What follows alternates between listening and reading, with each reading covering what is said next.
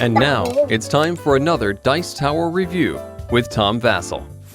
Welcome to the Dice Tower. Woo! I'm Melody, and this is my dad, and today we're reviewing Rampage. One thing I like is giant monsters, and it seems like more and more games are coming out about giant monsters. King of Tokyo is probably still the, well, pun intended, king of this, but Rampage is a game that reminded me of a video game when I played as a kid where you climbed up buildings as monsters and smashed the buildings down and fought tanks and ate all the different people.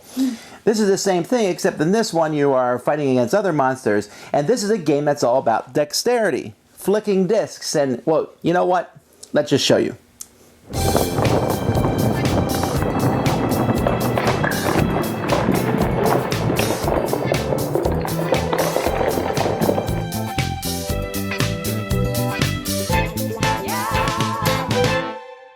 Here's the board, which is, you can see it's a city. It's divided up into different neighborhoods.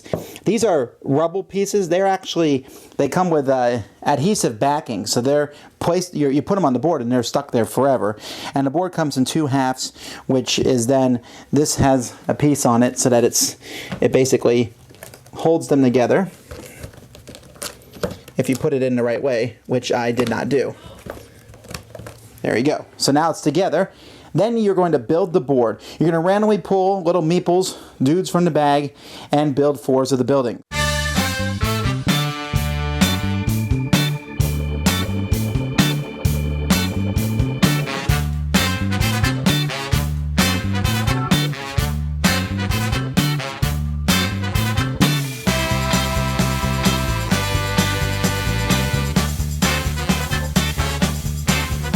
So there you go, that's how it's set up, randomness. Each player is going to take a monster then of their type, and they're going to take a disc for their monster, and they're going to place that disc in a corner of the board. So each corner of the board is going to have a different monster, and so you can play with up to 4 players, although everybody watching will probably also enjoy how the game plays. Each player is also going to get a random power, which gives you a special power, a character, which gives you a way to score victory points, and a secret superpower, which you don't show anybody else and you can use once per game. I'll tell you a little bit more about these powers once you see how the game works. On a player's turn, they have 2 actions that they can take. Now, there are several actions you can take, but the one that you'll take a lot is movement. For movement, you're just going to take your monster off, flick your disc, and then put your monster on top of where you went. Now, you can try to really flick it hard, but if you flick it against the rubble, it's going to go off. If there's another monster nearby, you can try to knock that monster over. Although that was a pretty sad attempt at that. Come on, come on. What is wrong with this monster? Yes, I knew I could knock him down after 5 tries. So that's one of the actions you can take. Another action you can take, if your disc is on the pavement, the sidewalk, next to a building, you can demolish that building. By doing so, you're going to take your hand, you're going to hold it straight out in front of you, and you're going to drop it on the building, like this. That's fun. All right, as you can see, people flew off the building. Now, if any of the floors are empty, in this case they're not, so maybe I would try it again. Woo! Okay, in this case, a couple things happen. First, this floor is empty, so I get to keep it. This floor is empty, so I get to keep it. There's still a guy on this floor, so I can't. This guy bounded off the board, so he escaped my wrath. We'll talk about this escapee later on.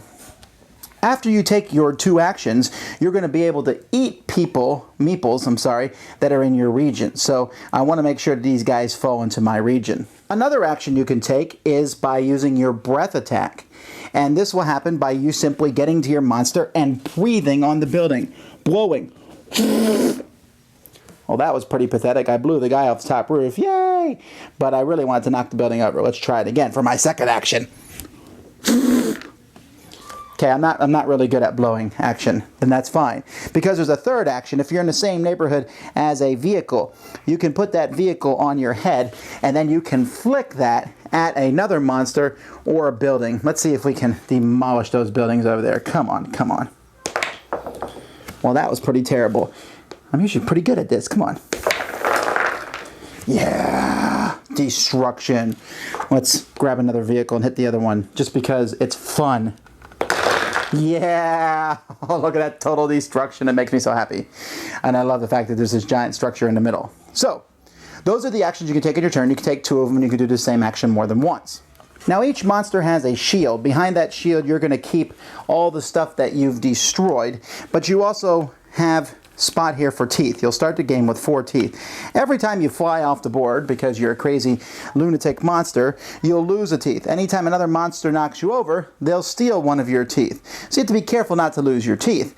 At the end of a round, you're able to eat as many of the meeples in your neighborhood as you have teeth. Now fortunately you got 2 teeth that are permanent. Whew. But you saw at the beginning of the game you can eat 6 people. So if I look at this gentleman here, it's the end of his turn. There's this guy. No, he's not in the neighborhood, but I look in this neighborhood and there's 3 guys that I can eat. So I would take those and put them behind my shield. Yum. If I need to lose a teeth, by the way, and I don't have one, then I have to give up meeples to either the person who punched me or to throwing it away. Remember I talked about those guys who ran away? When people run away, when they fly off the board because of you knocking them, you're going to place them on this sheet here. Each one, on this, there's 2 sides. On this side, there's colors. If you put the 3rd person down of one of the colors, these are the heroes, then you lose a tooth and something bad happens. You'll lose 4 guys from your stomach.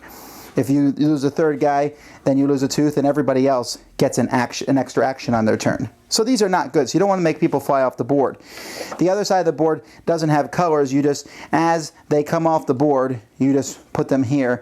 And so when you make the 3rd one come off the board, something happens to you. And then when you make the 7th one come off the board, something happens to you. So back to those power cards. These powers are pretty cool. Each one gives you special ability. Like for example, if you're a boxer, every time you knock somebody over, you take 2 of their teeth instead of 1. For Kung Fu Master, you can flick your disc off the top of your monster rather than on the board. Or Heavyweight, you can drop your monster onto other monsters. Or Star Dancer, you get an extra free move action every turn.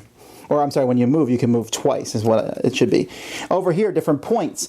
Here, if I can guess who has the most meeples at the end of the game, I get 7 points. Here, for every blue and green, I get 3 points. Here, the young, for every old person, the gray people I kill, if I have the most, I get 10 points. And then your secret superpower you can use once. This guy one time can eat 2 people for every tooth he has. Once this guy gets one time can take 2 extra actions. This guy one time can turn invisible where no one can hit him off his turn. Here you can do a passionate kiss and take 2 meeples from someone else, which is really, really disgusting if you think about it. But anyhow, there's a whole lot of these powers and stuff. In fact, there's a sheet that comes with the game that tells you how all of them work. There's plenty of different varieties, and it will add some variety to the game. At the end of the game, it's time to count up your points. You will get points equal to the number of full sets of 6 that you have. So here I have a yellow, green, red, black, blue, and gray. So that's 10 points. I don't get any other sets of 10 points because I didn't get any other blue people. So getting a variety is important for points. If you have accomplished your goal on your scoring card, like if I've gotten the most grays, so here I got 3, let's say no one else got more than me, then I would get 10 points for that card. I would also get points for each tooth that I knocked out of other people's. Those are 2 points. I would also get points for 1 point for each floor that I've destroyed. So floors, teeth, sets of guys, and your special card. Most points is the winner. If there's a tie, whoever's most meeples wins. Alright, well as you can see, this is a silly game, I guess would be the word for it. Yeah. What did you think of it? I said it was a crazy fun game. A crazy fun game. What do you mean by that? Like whenever you try to flick this at other monsters or at the buildings or jumping on the buildings, I thought that was a lot of fun. Yeah. And a mess. Yeah. If you don't like watching my component drops when I drop the pieces, you're not going to like this game because that's what it is. And in fact, I know some people refuse to play this game because when people blow on it, they think that germs get on the game and they don't want germs in the game. Does that bother you? No. No. It doesn't bother me either. Whatever. That's just the way the game is. The game is silly fun. Super silly fun. In fact, I would go so far to say that at the end, I don't even care about the points. The whole point thing is kind of like just a framework that lets you flick discs, drop monsters, shoot buses, and blow buildings down. I mean, this is like the big bad wolf game, you know. Oh, huff and I'll bluff and I'll blow your tower down. Or you throw buses at other people, and that's fun too. Yeah, it's a lot of fun. I mean, I've never played a game yet where a monster has made it with more than one tooth left. You know, usually everyone is just smashing each other down, shooting buses all the way across the board at somebody else. Of the different actions, what did you like the best? I think it's the dropping onto the building one. The dropping on the building one is very impressive. See, this, folks, is a fun game to watch. People will gather around. It's fun. Huh? Building the board is fun too. I guess. I'd rather destroy it like a madman. Like, I mean, really, it's going to be a satisfying game because you are going to destroy the entire board. Now, I had a couple people email me about the theme and they're like, oh, you're walking around and you're eating humans and stuff. But this game, you're never really eating humans. If you look at the box cover of it, you can see that they're not even eating humans. They're eating little meeples, the little wooden people. And I don't think anybody out there has started a meeple support group yet. So, I mean, it's just silly. Now, if there is a problem I have with the game, besides the fact that the rules are kind of just there, it's that sometimes the special abilities or the points and things, you sit there and you go, how exactly does that work? And the rules aren't necessarily always clear on how everything. We just make judgment calls. This makes sense. That's the way it should be. You know, if your monster lands top of a building, how does that work? And the rules cover some of these things. And I didn't mention everything in the overview. But we just use common sense. Well, as much common sense as there is in a monster game. So what's your final opinion of this one?